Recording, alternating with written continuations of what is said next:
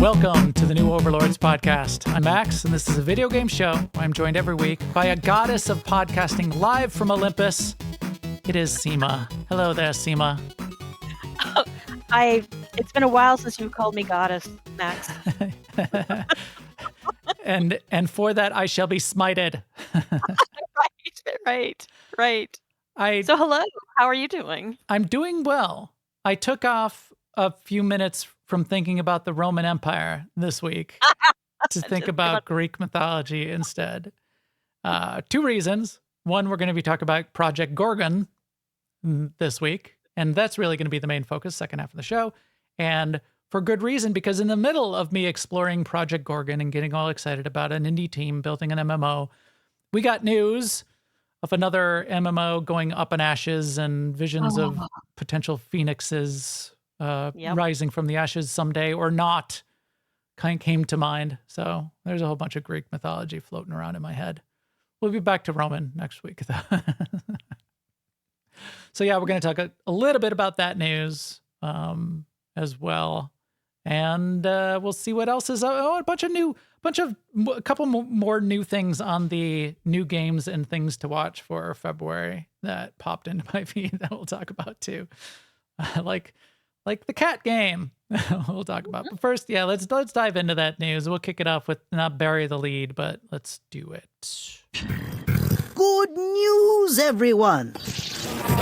Yeah, so first up in the news, definitely sad on a number of fronts. We did get confirmation this week or over the weekend, it came to a head relatively quickly. It started on like Thursday and Friday of news of layoffs for Ashes of Creation and the team building it.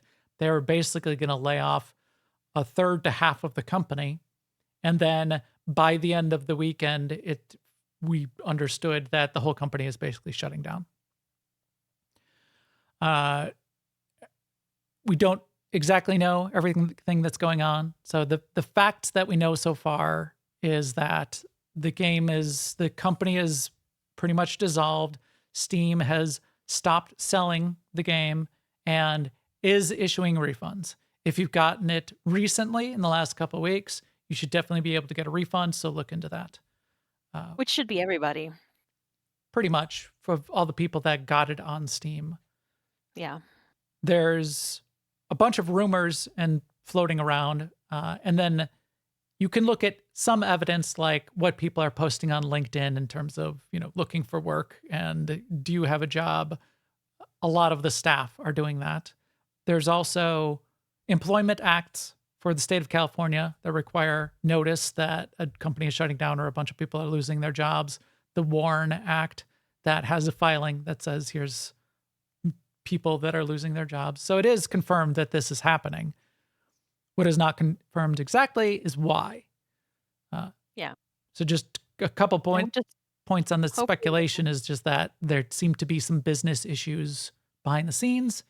But a lot of it sounds like it's in legal proceedings. So we're going to find out long term what happened. But sad. Sad for the employees, sad for us. Yeah. Sad for us as players. Sad for all the fans of Ashes of Creation. Sad for the employees of the company. Very sad. But also sad for fans of MMOs.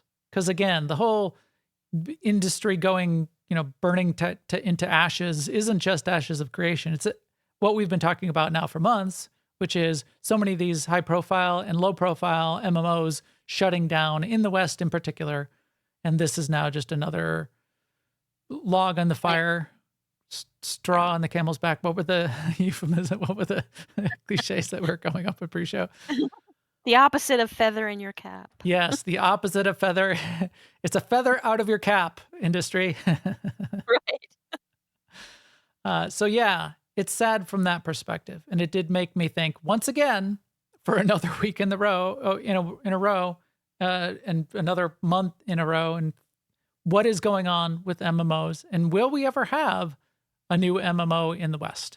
So we'll talk about that a little bit at the second half of the show, especially because a new indie, tiny MMO did hit 1.0 after practically 10 years of development, and that's Project Gorgon, and I played it. So there is a couple bright spots. in an area that could be a source for hope in the future. And rebellions are built on hope, as we know. So there's that. So yeah, we'll talk about that soon. What else we got? We got a bunch of stuff that's coming. So not a lot of other big news, but a few more things came to my attention and caught my eye. We did get an update on what games are on or coming to Game Pass for February. And the wave lineup for February includes Avowed, which I thought Avowed was already on Game Pass and still on Game Pass. Maybe did it get off Game Pass for a little bit? Maybe. Avatar Frontiers of Pandora, that was not on Game Pass because it was on Epic. You know, it's sort of an Epic deal. Really good game. If you have not played Avatar, very underrated game even.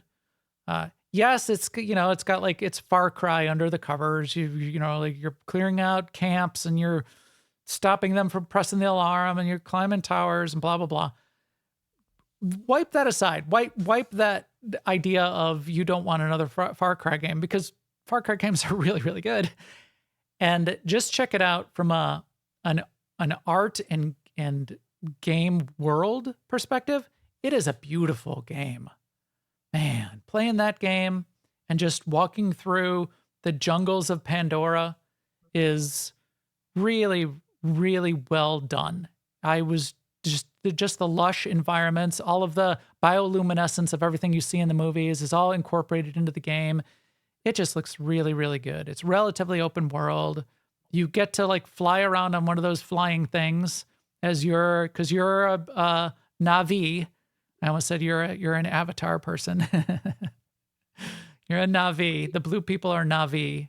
But yeah, I really liked it. I played quite a bit of it and really enjoyed it. So really, really cool, at least to check out and experience for free if you've got Game Pass.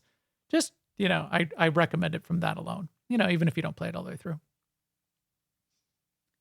And then the other one that caught my eye is Kingdom Come Deliverance. And it mostly caught my eye because I thought it was Kingdom Come Deliverance 2, which I definitely would have tried on Game Pass because I have not played KCD 2 yet. But a lot of people who are big fans of the series say it's worthwhile to play Kingdom Come Deliverance 1 because it lays the foundation for the game and the story of 2 kind of picks up from 1. So it could be a really cool thing to go and check out. I don't know if I will, but I kind of like the idea, and could end up doing it. I might have my schedule might free up a little bit towards the second half of February. Probably not. So if it does, this would be on my list.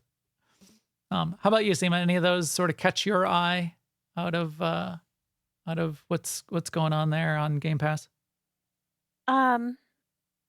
No, my game is coming up. I know. All right, we'll do one more thing before we get to the other coming soon and releasing now, coming out of Next Fest. This one, so the article is about let's see what IGN's subtitle is. That's life. Well done. What was the last one, the previous one? It was, because that was an IGN article too. No fun subtitle on that one. So this is an article about Fallout.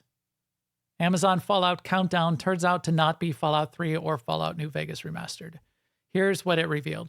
It was mostly just a countdown to post-show additional content, like the additional features on the DVD, which is fine. That's fine that they did that. It's everybody's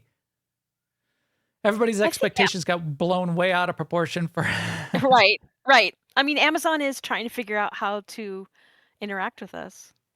Yeah. This is one of the things they came up with. Alexa Plus is one of the others. Yes, I did get my little Alexa Plus ball that I said I was going to get, the one that's the alarm clock also. Oh, did you? I have not hooked it up yet, but I did get it because my 2 Echo devices in my house are Gen 1 devices and it won't do the Plus. So I did like this Amazon Fallout idea of a remaster of Fallout New Vegas. If there was a remaster of Fallout New Vegas, I would play that immediately. I never played Fallout New Vegas all the way through. I did play out Fallout New Vegas, but I played it long enough after the release that it didn't play well. It was janky on my PC, and I didn't like that, and I didn't like how it was handling, even though it's still a fun, cool game. A remaster, yeah, I'd be all over it in a heartbeat. So I hope they are doing it. It's still rumored to be potentially in development. That would be great. So bring it on. I will play it. That would be fun. Have you watched the season 2 of Fallout? I'm about halfway through now, or two-thirds of the way through. We watched 2 more episodes this weekend, me and my daughters. They came over on Sunday. I've started it also. We've watched 2 episodes so far. Sweet. It's fun as ever. And it's got, the core of it is just such a fun show for everybody. And there's so much buried in it, not overtly like member berries, but references to how the game world is and how the game world works, that it feels really good for players of the games as well. But they did it really well. They didn't do it like, oh, he's going to say the thing. Oh, he said the thing. It didn't, like the Han Solo movie, which I still liked, but it was like, how did you remember those dice hanging from the ceiling in the Millennium Falcon? We're going to tell you how he got those. You know how he got his last name? We're going to tell you how he got that. How he met, it's just too much. Yeah. I mean, and they weren't the first to do it. I mean, it's in every genre. It's annoying. Jay Malman mentions in the chat room, and I did hear this as well, that a upcoming Fallout game may be a sequel to the TV show era, which would be really interesting. That as well. But I still would play a Fallout New Vegas remastered. All right. Also in the coming soon, because I tend to just keep an eye on things, a couple new things caught my eye, and a couple of the older things, which we'll just mention again, that we mentioned last week. But what was it? One, just because it's this little indie game, and it said cats in the northeastern United States, that made me think of you, Sema. What do you think of Peace Island? Are you going to play that? I want to. Do you? I mean, Yeah. I think it's fine. For one thing, it looks like I don't have to do anything. Well, that's the question, isn't it? Yes. I mean, I could see wanting to play it just to figure out what the game is. It is on the list of anticipated Steam games. However, I can't figure out if they were in Next Fest, maybe they had a demo. Maybe that's it. Okay, this island actually shows a couple bits of gameplay. The trailer that they put out, their gameplay trailer shows nothing. It shows a cat. Right. It shows cats like standing still or sitting down. Looking at things. And then the voiceover is like, I guess it's the voice of a cat, but it's a woman's voice saying, what happened? I don't know. What's going on? Who knows? What is going to happen in the future? We don't know. Play Peace Island. What? Play what? What? They're breaking all the rules, man. What will I be doing? It is a very indie studio. It's I think it's just a couple people who are putting it together. So, although it's not following the guidelines for, make sure you show a lot of gameplay, make sure you catch people, first thing, it does look pretty, and it's got cats in it. So, and it seems very chill, and it's got the word peace in it. So it could be a hit just from that perspective. Yeah. And I hope it is. So yeah, you'll have to be the judge, Sema, of where they're at. And check. I don't see a demo on the page, but in theory, it's supposed to be coming to, I don't know. Release date was today. Earlier today, it said the release date for early access was today. And now It says coming soon. Because when I looked at it earlier, just like an hour ago, it said awaiting approval from Steam. Oh, okay. Well, maybe that's the case. You gotta Maybe they didn't get it. No, Maybe Steam. it takes a while. Sometimes that takes a while, and sometimes it takes Yeah, a but couple. if it doesn't say that anymore, I don't see that anymore either anywhere here, but who I'm knows? saying they didn't get it. I hope that They have works out for them. something they have to fix. They might have a little bit of work to do. Sometimes it'll be like a round trip. You got to fix up a couple things and then resubmit it. So hopefully that works. The next one that caught my eye, mostly because it had interesting mechanics, secondarily because it was Crafton, and we know them from the discussions we've been having about Subnautica, but it's this PUBG blind spot. And what it is imagine the game Rainbow Six Siege, but instead of only hands, first person, it's a top-down game, and the interesting part of the mechanic is even though it's top-down, and you see like a few of the rooms, there's like 3 or 4 rooms, and you can see where your friends are in your squad because it's like I think it's like a 5v5, yeah. Your character can only see the things in front of you, besides like walls. It can only see the active elements of the game, like enemies, in the cone vision in front of you. That means that, like, if an enemy is like creeping up, like walking behind you, just like shadowing you, walking behind you, you won't see them because they're not in your forward cone of vision. Even though it's top down, they'll just be like invisible behind you. Right. It works Right, more. and the room they're in is invisible too. It's sort of like it doesn't even render the stuff that's not in your proximity or the cone in front of you. Right. Any active movable element. You can still see like the walls of the entire floor, but you can't see like anything that you can shoot or any of the people that are out there until you get that cone. So yeah, it's crazy. It's crazy how that is. Yeah, we'll see how it does. It's got the PUBG name on it, but it's not very PUBG-ish. But it does look polished and interesting. So that is cool. What else did I put in here? Oh, Dragon Quest 7 reimagined. Look like this is a Square Enix thing. It looks like they're doing a really good job on this. No, I was never a big Dragon Quest player by Dragon Quest 7. I think I played some of the Dragon Quests way back.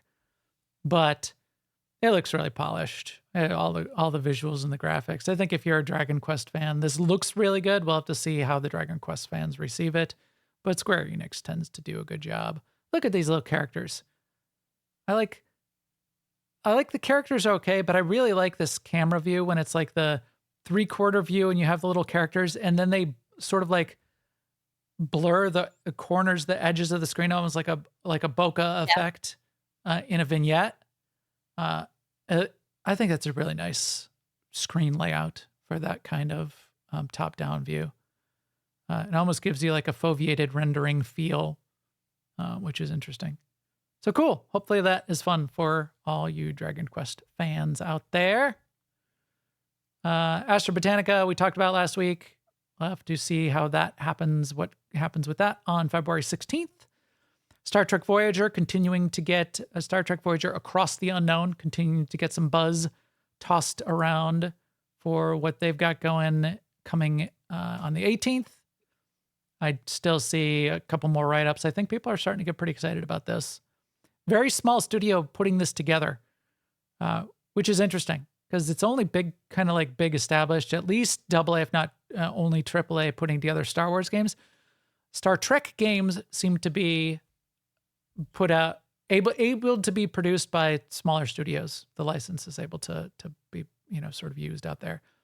And then, as we know, the Warhammer games is another example of that. They'll let anybody do anything they want with the Warhammer brand. So there's that. So yeah, Star Trek Voyager Across the Unknown. And then the cerebral, puzzle, calm, narrative, casual game Resident Evil Requiem.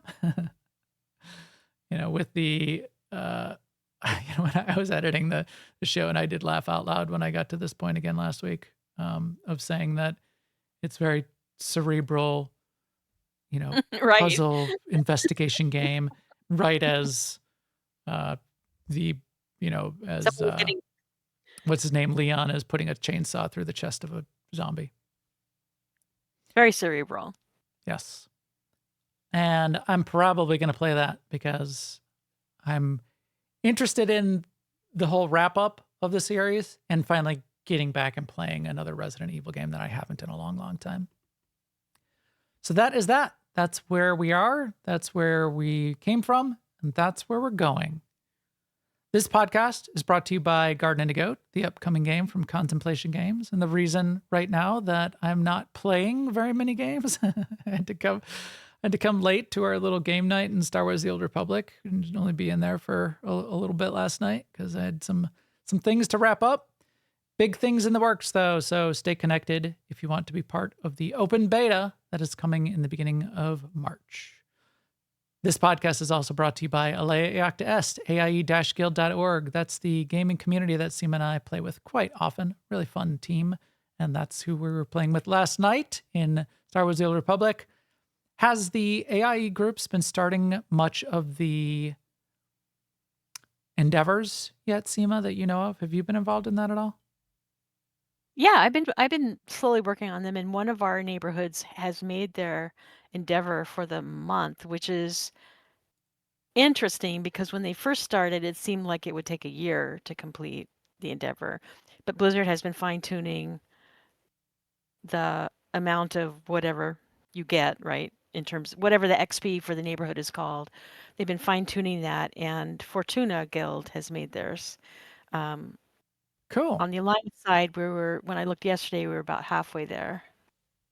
That's interesting. I'll have to duck in there because I've got a house in Eden, both of them. I've got a house in both sides. Well, I mean, it was interesting for me because I never played in Dragonflight, and the first endeavor we did takes place in Dragonflight. So I had to do some stuff, some kind of unrelated stuff to like get to a point where I could do the stuff. Yeah. I run into that all the time. Which at first I was annoyed, but that was kind of I was bringing the wrong mindset because I was like thinking, oh, I'm going to knock this out. And I'm like, okay, no, wait, just settle down. Yeah. Why'd you just settle down and play the game for a while? Yeah. Okay. Right. And it was better after that. Right. Exactly. Yeah. I'll have to check it out, but I would have to do a bunch of stuff to like get any of the currency to make use of the fact that the endeavor. Well, I'd still be able to see like whatever the endeavor unlocked. There's like a vendor or something and rewards on the vendor. That part I haven't even touched. So like I've noticed as I did things that I was getting the currency, which is like, I don't know, curious notes or something. I forget what it's called. But I don't know what I can get with them. And I don't know if what I have is enough to buy anything or maybe I can buy everything. I don't know. I will look into that though, because when I get around to it. Cool. You play that so I don't have to. And that would be good.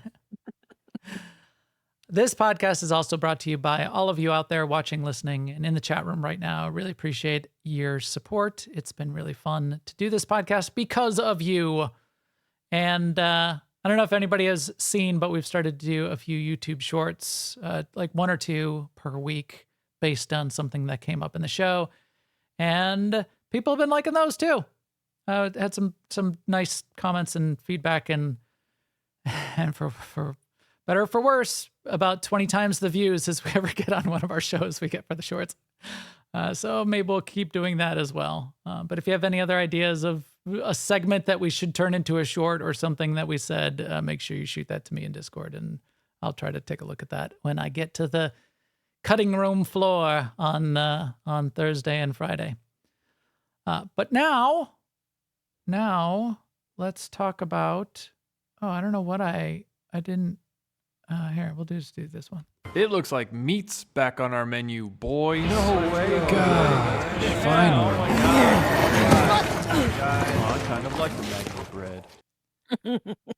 So one of the things that we said at the beginning of the year and the end of last year, at the beginning of the year when we did our really fun episode, I really liked that episode, the what's in and what's out for 2026. Old is new. Old games are in.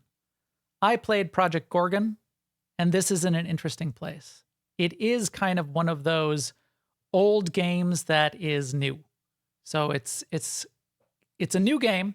It just came out in 1.0, but it's styled as old school. And what we really meant by old is new and new old is in for 2026 is things like old school RuneScape, the Guild Wars Right. 2. People still love those. Classic. Yeah.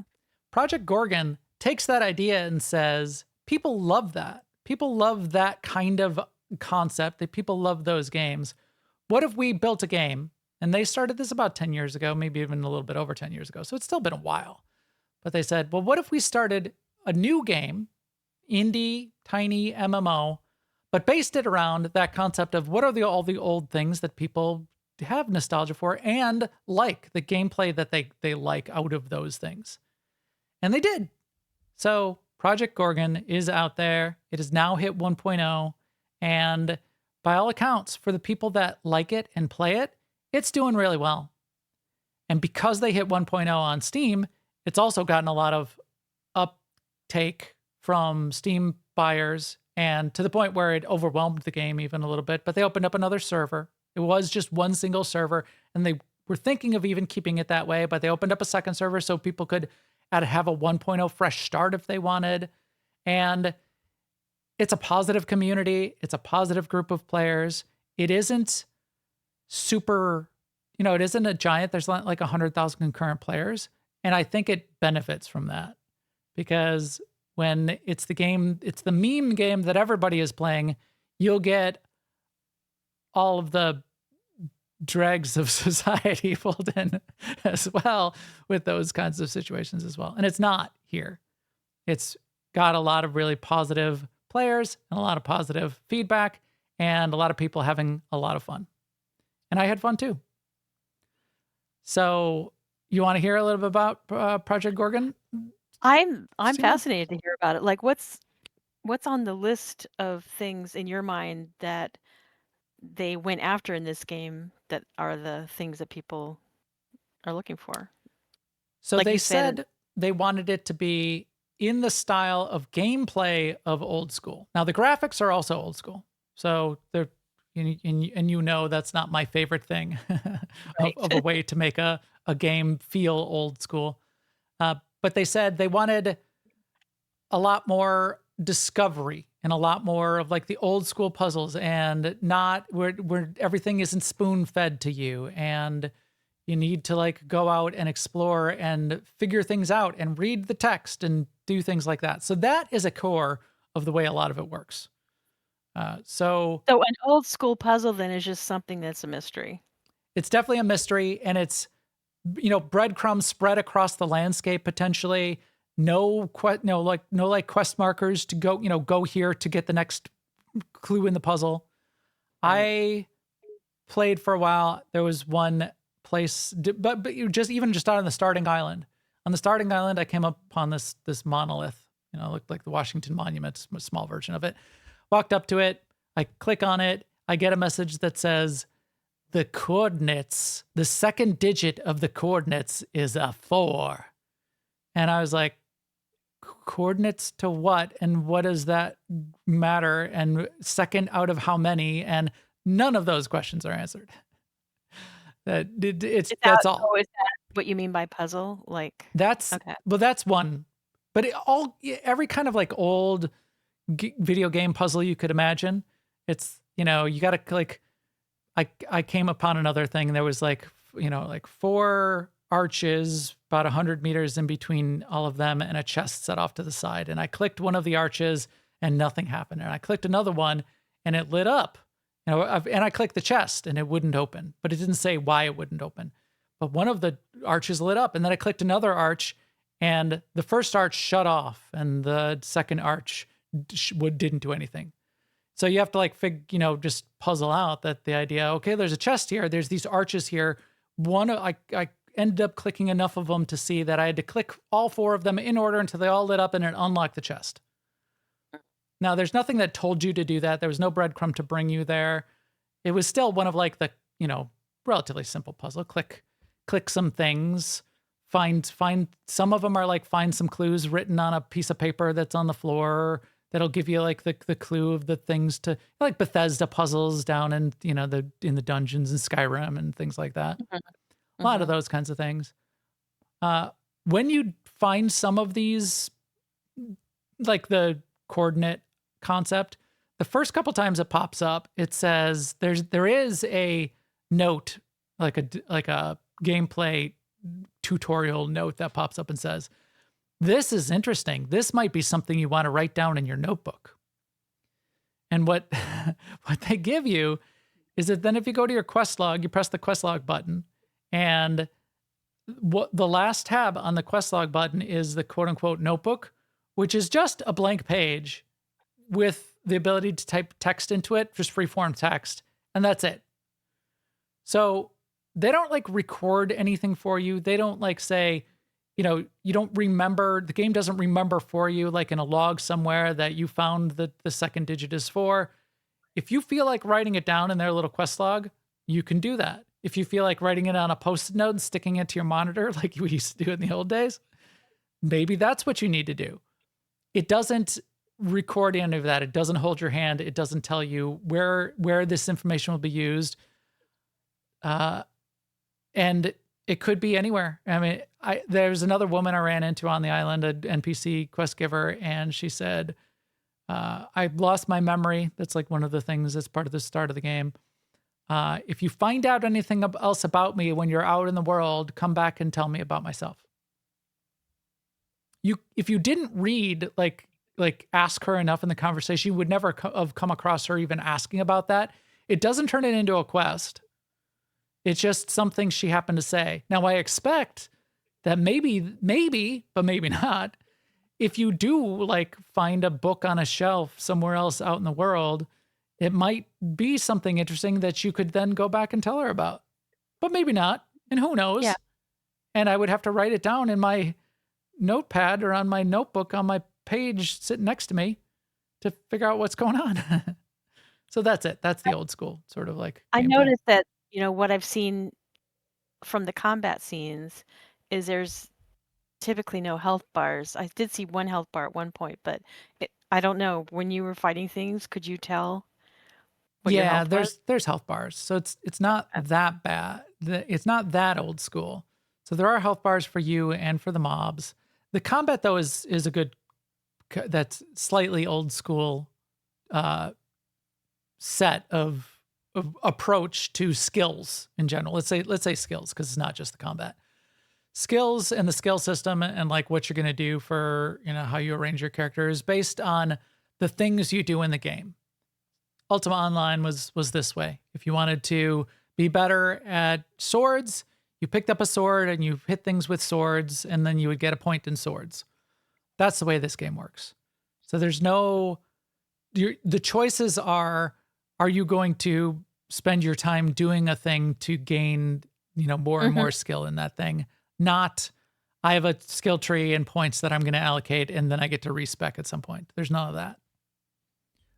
So that's also kind of like an old school way to handle that. Yeah, I mean, even in the games I play today, I sometimes wish that I got like 1 point in faction or towards something when I kill things. So I like this. I like that as a concept for sure. Yep. Some of it is somewhat unique. They have a very interesting concept of death penalties. The death penalty for like normally just like you're out in the world adventuring and some, you get overwhelmed by mobs and killed. That's typically no penalty pretty much. The death penalties for dying to bosses get really, really interesting. So the first boss I approached down in a little like mini dungeon. It's kind of like all open world. There's almost no instancing. So I'm down there. There's a bunch of players running around. It's very busy because this is the 1.0 week. A lot of people around, but I start walking down this hallway and a bunch of people are running back and forth. And all of a sudden, all over my screen, a tooltip pops up and says, "Danger, there's a boss down here. And if you get killed by this boss, you can get cursed. And that is a penalty worse than death." And then all over the screen, they did this thing where they like had like pop-up text like flying around my head.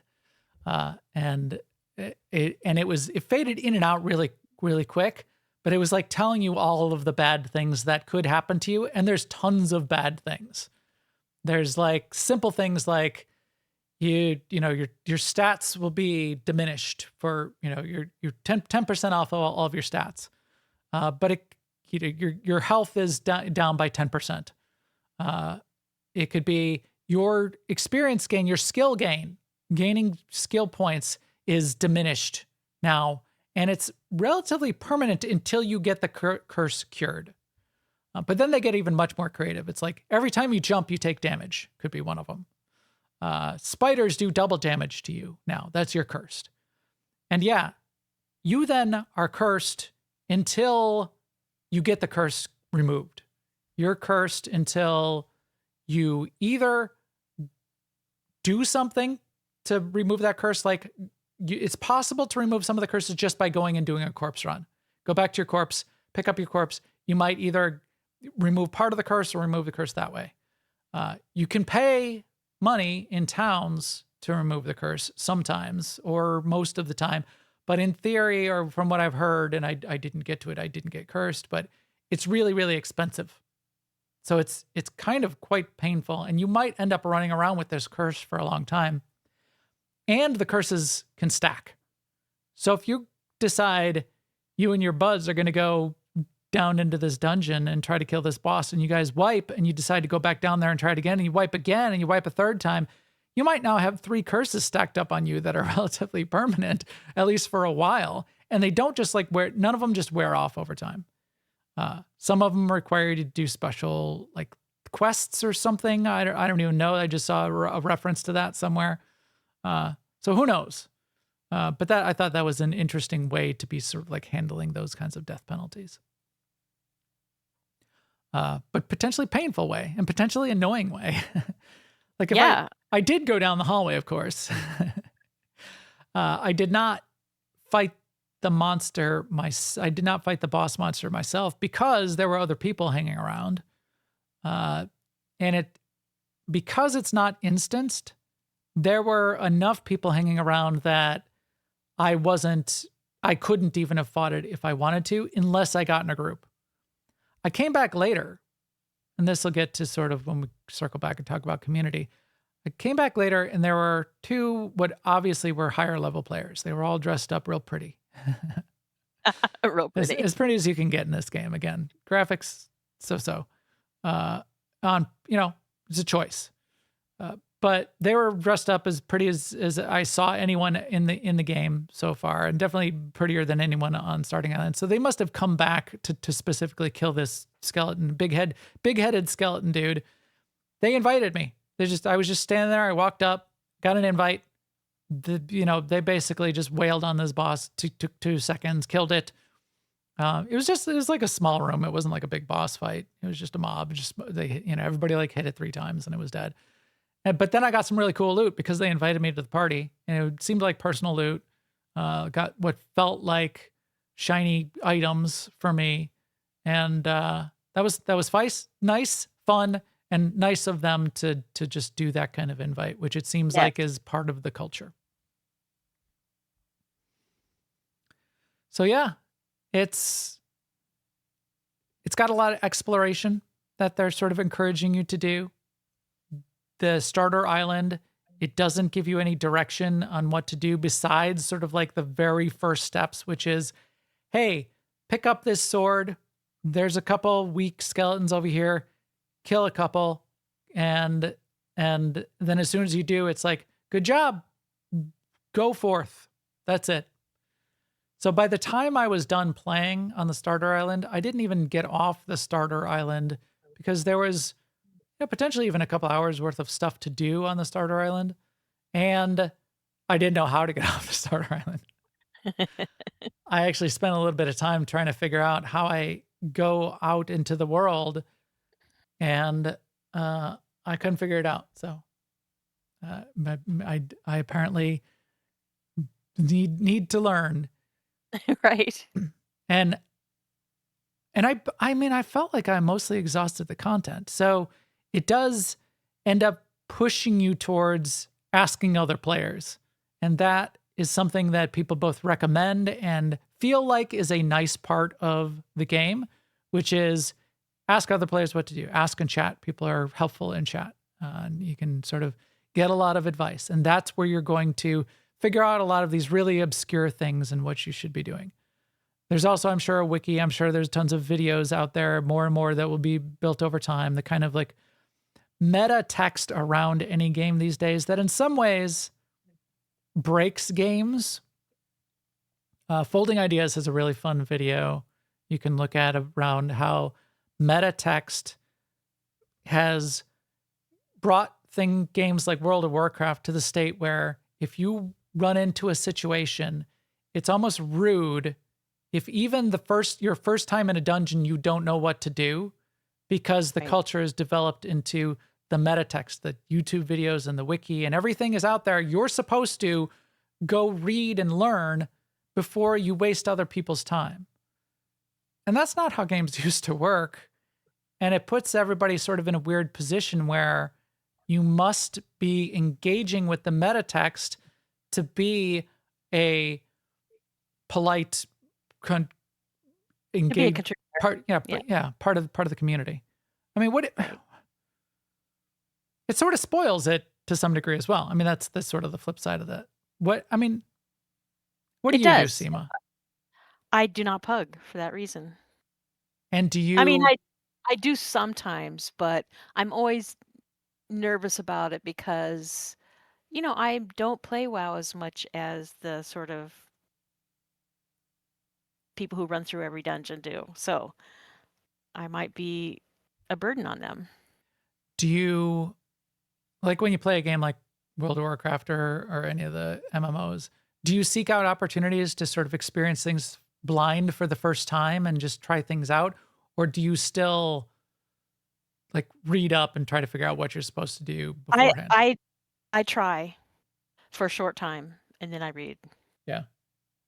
I default And I to reading appreciate relatively quickly these days. Yeah, I appreciate that it's out there. And I use all the crutches. Like if there are quest markers, I look at them and Right. yeah. I read the quest text, the arrow pointed that's on the ground pointing me to. I keep that on. I don't turn that off. Part of it is just sort of what we've come to expect. Part of it is it feels like it's faster to get to the fun part. Right. You may Like for me, be the fun part is not, running around looking for things. And I know that is for some people and they can play Project Gorgon. right. Although I do wonder sometimes if it used to be really fun for me. It used to be really fun back in the old days of just like being out there and not knowing what's over the hill and just exploring. Why, if it didn't exist, if none of those things existed, would it turn out to be fun? I know, I have that question too. Yeah. Like I don't mind piecing things together, like having a complex list of things to do that's going to result in a thing. But I don't like just randomly having to look everywhere to find one thing. Right. Right. I don't want to play Where's Waldo every 3 Right. minutes. I mean, and that's why I asked you what kind of puzzles, right? Like, because that Yeah. first one at the coordinates just sounds like, well, you just have to go everywhere and see if anything related pops up. That to me is not a puzzle. And that seems to be the direction that a bunch of their stuff goes in this game. Right. But then the one with the arches, that is arguably more like a puzzle, right? You can try different Right. things. You get clues from what you try, and then you can get the overall shape of the game. And with the coordinate one, maybe you get there too. Maybe the idea is it becomes apparent as you get further along. Right. And if you are observant and use your notebook and write things down, you get the fun dopamine moment later on when you go, oh, that's what that thing was for. I've got a note on that. Oh, look what I did. And you sort of like feel that satisfaction of quote unquote solving the puzzle when all you did was just, remember a thing from the first part. Yeah, I mean, and I appreciate that games like this, Project Gorgon, and also games like WoW, there's like multiple different ways you can do things. Like I wanted to get this one pet that drops from a boss that only can be hurt with frost damage. And my character was a druid, which had 0 frost damage. I had the option of bringing someone along with me that can do frost damage, or I had the option to do what I did, which I went and found a staff that did like 1 point of frost damage, and Yeah. it just whittled away at that boss by myself because that's what I wanted to do. But I did get the pet eventually. Yeah. Which is again, it's a kind of like content that makes itself in that kind of case when it provides you the there's options, yeah. right. I've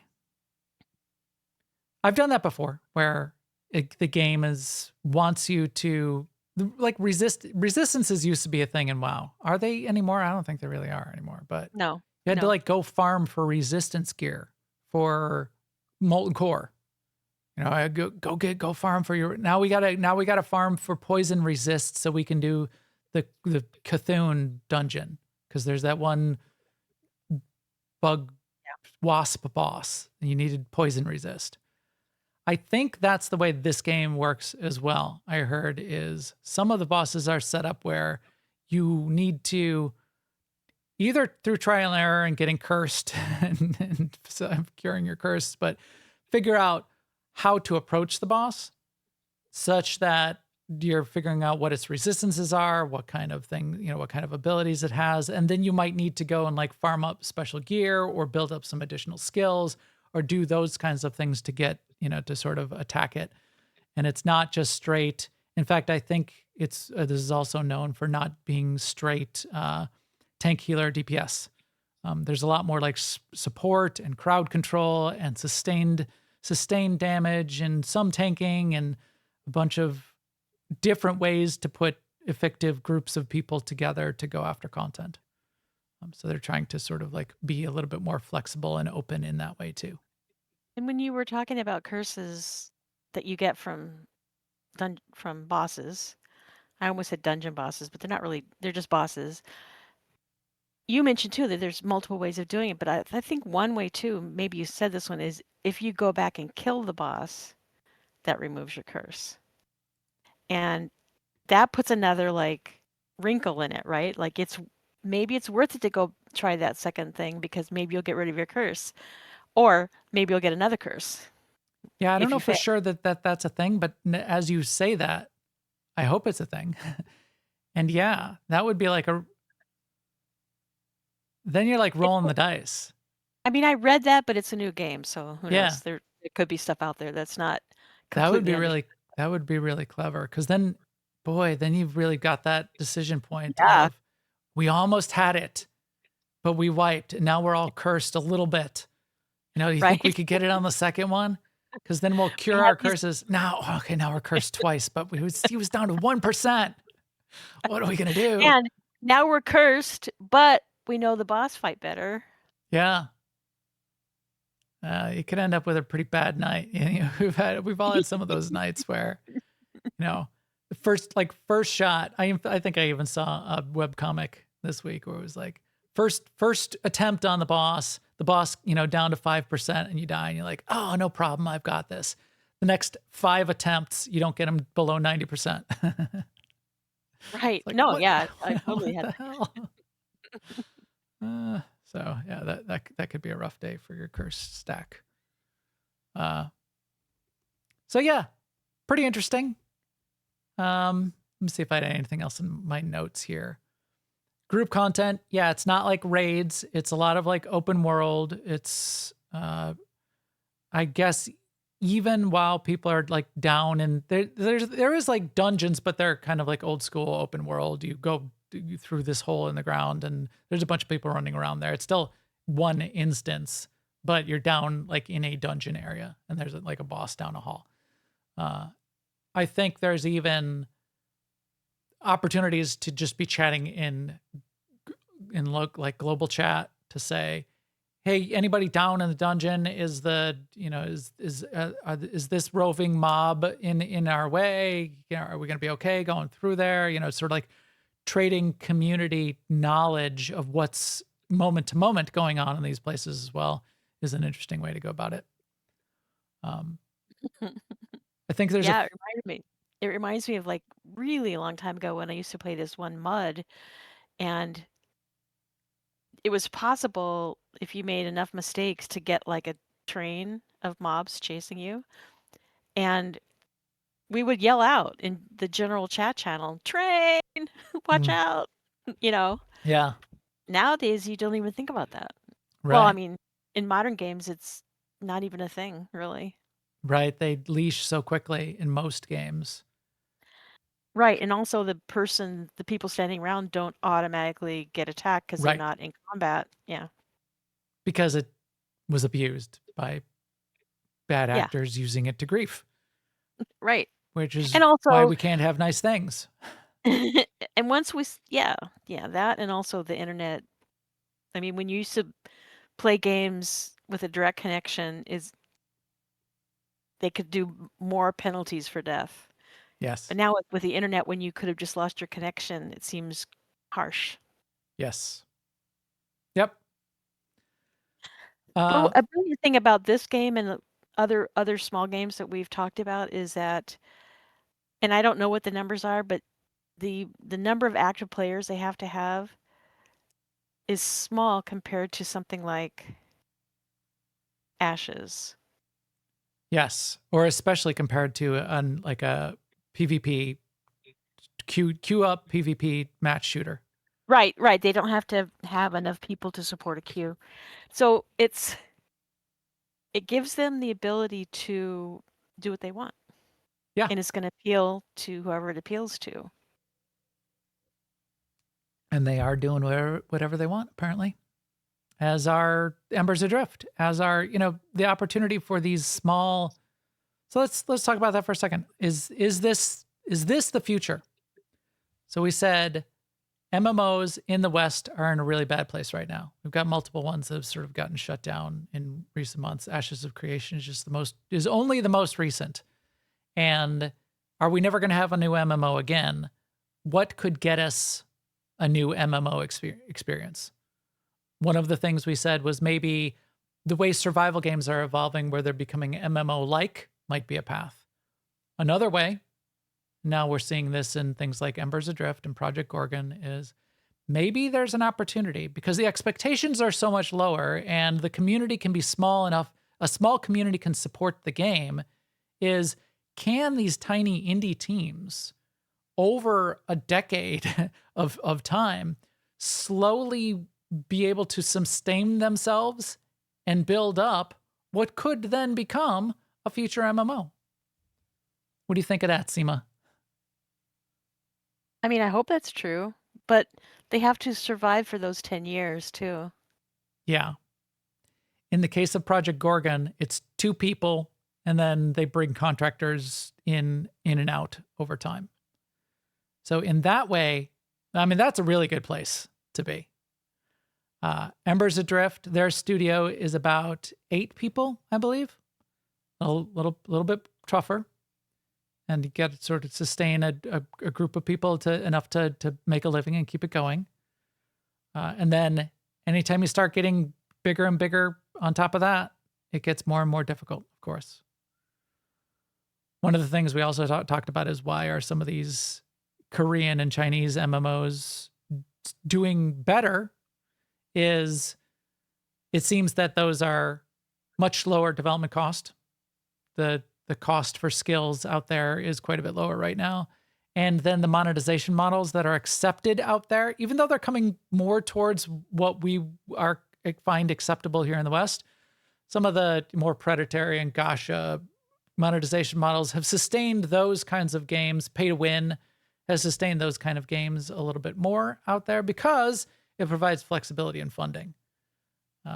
Not that we want that, but it makes it such that the only thing that might be able to survive is when the costs are so low and the development time is so long that you get the sweet spot of, can we keep our costs tiny enough, but still have some sort of population that keeps the game going and some sort of monetization that funds the continuing development, and then do that for a long enough period of time that we get the preponderance of content that players demand to make it go mainstream. And that I think would have to be the key question. I think that is the key question. And has Project Gorgon done it? Maybe.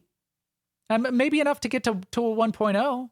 I mean, they're not at, patch 10.0, and they're not really mainstream, but enough to get them to where they feel like they've made a game.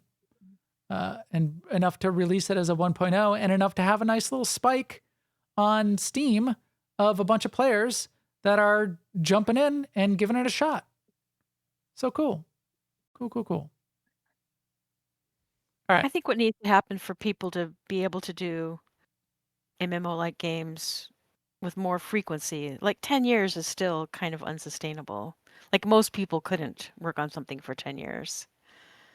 And I don't know their situation. Maybe they were working and then developing at night or whatever, but still, that's a lot. They did release to early access in 2018. So people have, in theory, been paying at least little bits of money since 2018. With 2 people to fund, maybe that was enough.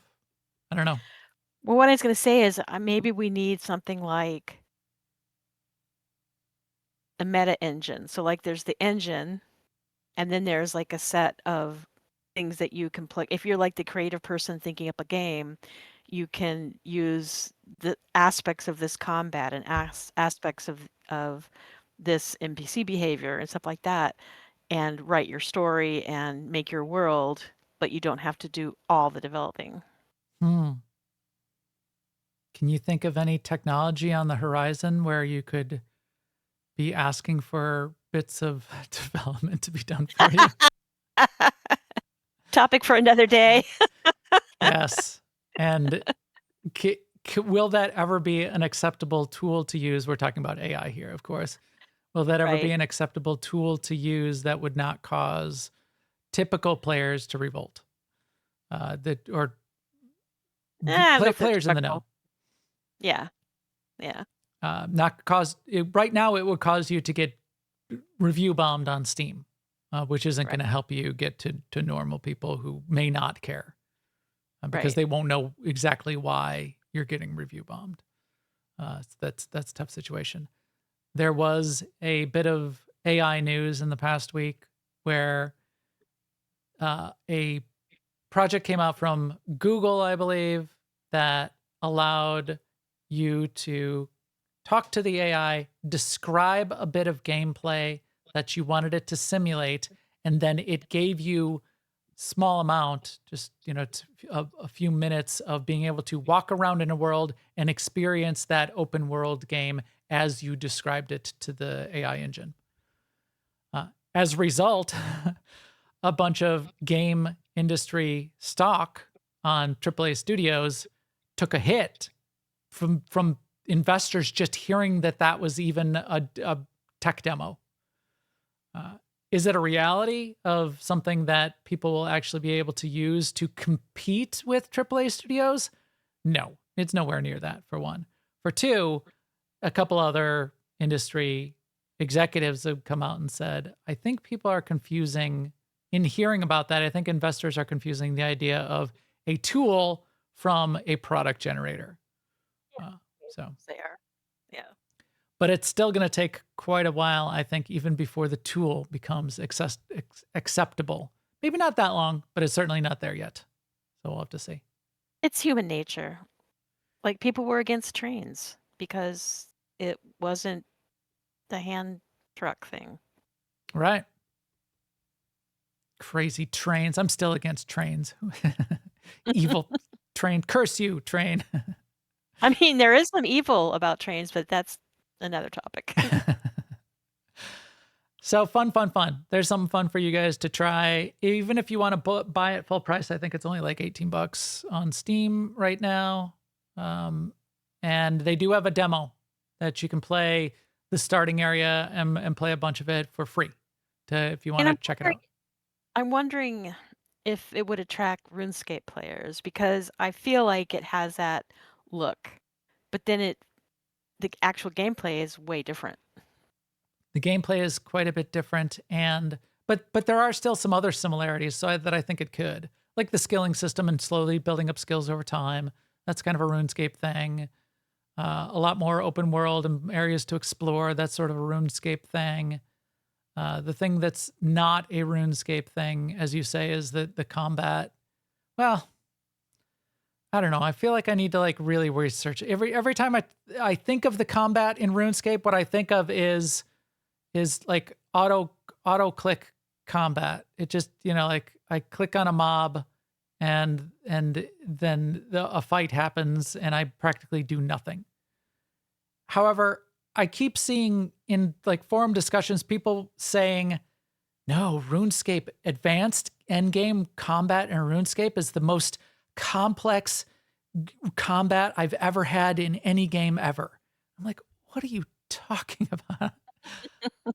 I guess there's a way to like like in between the auto click part of the combat, there's a way to like weave in skills in some almost like a rhythm game mechanism.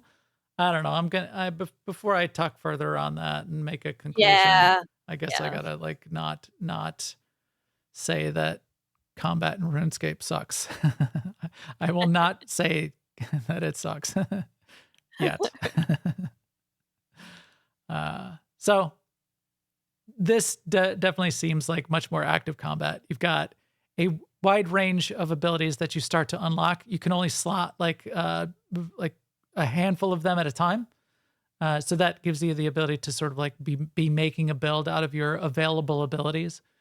So you're picking a weapon that you've got some affinity and skill in, you're picking some abilities, and I didn't mind the way that the combat kind of worked in that way. It was still relatively rudimentary from my perspective compared to modern games, but it works and it's a viable combat system. So that's cool. All right. Anything else on Project Gorgon before we wrap it up for today, Sema? No, I think that's it. All right. We did not talk about what came this week in Dune Awakening.